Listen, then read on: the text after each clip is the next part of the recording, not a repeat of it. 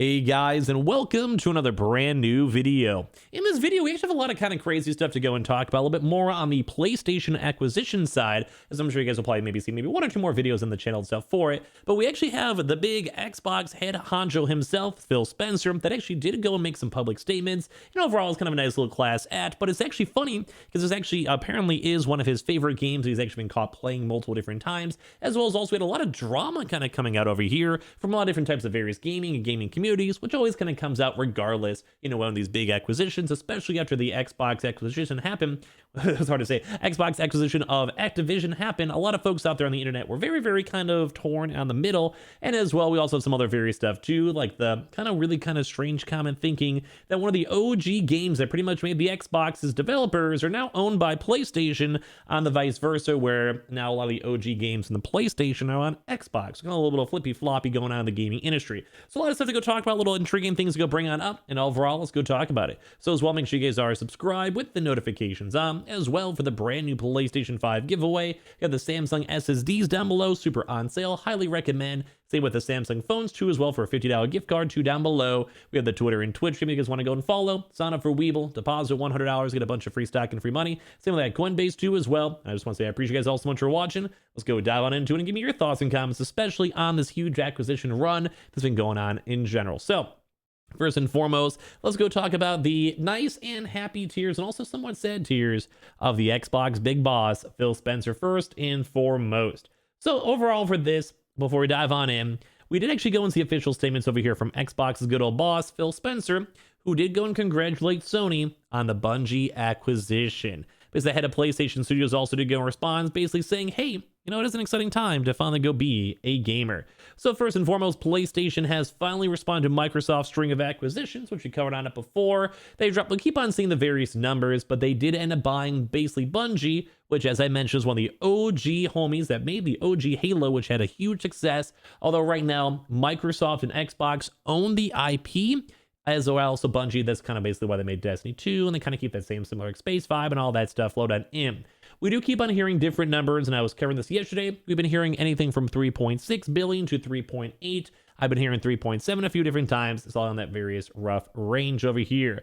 But when it comes to this one, it actually has been proven that Destiny 2 is one of Phil Spencer's most favorite games over there as well, where he's even done stuff like playing with fans. He just plays it all the time. People have seen it on their friends list, and overall, I've just seen him playing the game, which would also make a lot of sense too as well. He kind of seems more of like an FPS type of guy. We've seen him doing stuff like Call of Duty and other various games mixed on in, and obviously Bungie, they make a good game. It's not the best game, not the worst game, but they make a good game. So, but despite this, the Xbox boss and newly appointed Microsoft gaming CEO actually reached out to Bungie as well, which is always nice, Sony Bungie, and the head of PlayStation Studios, Herman Hulst, to basically go and congratulate them all. So basically we had this little statement, nothing crazy. There wasn't like big drama. Maybe behind the scenes, you never know. If I have basically lost my favorite game in a $4 billion basically buyout, I'd probably be a little bit upset, at least at the end of the day. But if you guys missed it, they did go and say for Bungie that they will be able to go and play the game on any platform at all. Basically, he says, congrats to the talented team at Bungie. Great testament to your creativity. I'm not sure really how being bought out kind of loads to creativity. Maybe they're just saying like the game itself is good, so they like it. And also congratulations to PlayStation and Herman Hulst on adding a talented team to your studio's team. And also, of course, when it has these really nice, wholesome moments, we did also go and have Herman Hulst himself go and respond and basically say, hey, yo, thanks, Phil.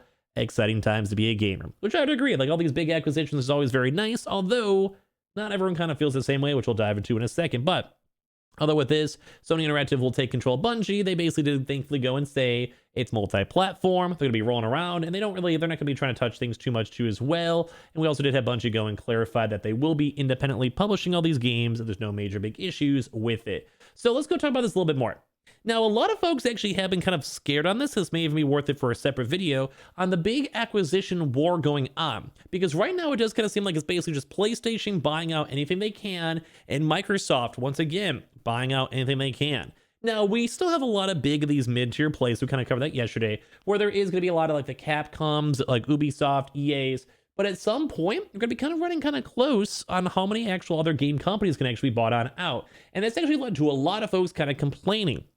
I think one really big complaint with this too as well, if you guys play a lot of Destiny, leave your comments down below, is that it kind of seems like a lot of folks are worried about the fact that they essentially had Destiny going bounce around 3 different major games where they had, again, like, publishers, where they had Activision for a while. They started over from the OG Xbox. And on top of that, they went independent for a while. And now they went over to PlayStation. And a lot of folks are kind of scared because the game itself is good, but there's a lot of fundamental problems. Like at this point nowadays, I'm seeing it on Twitter every other day where people complaining and talk about other various stuff with it, whether it's just like bad updates or PvP updates or basically price points, glitches, microtransactions. You guys can go and name it. So it's always a little bit scary to kind of see like what happens for the future of the game. Now, of course, we did see a lot of positive folks out there basically saying, hey, this might be kind of nice, in the future for them to go be like, they might have more funding, they can get more hires, which we even saw on the website.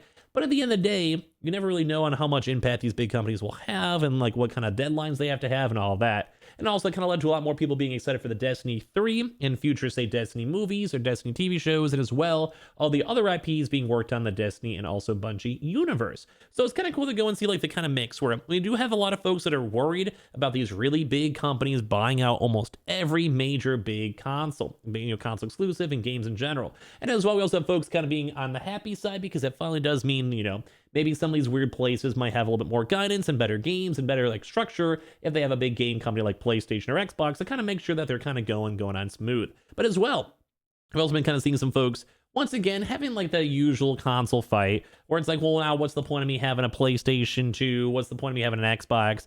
The usually Twitter and basically random comments mixed on in. But I do want to say this acquisition still seems really, really nice because at the end of the day, it does seem like a lot of folks are feeling really happy with it. And that's kind of why, at least in the funny memes over here to kind of wind down this video, it's kind of crazy to go and see how the OG Halo boys themselves over at Bungie are now completely on the completely different side. We're going to be seeing like, I mean, obviously they can't make Halo on the PlayStation. If they could, that'd probably be one of the most hilarious games of like the turn of events known to man. But I'm sure Microsoft would never want to lose their Halo IP because that's a big console seller. They even had their limited edition console with it. But it's crazy to go and see this OG game that's been around for so many years with the Halo universe that was made by Bungie. And Bungie was like, the OG company that made that basically spark and gave a lot of life to the Xbox itself.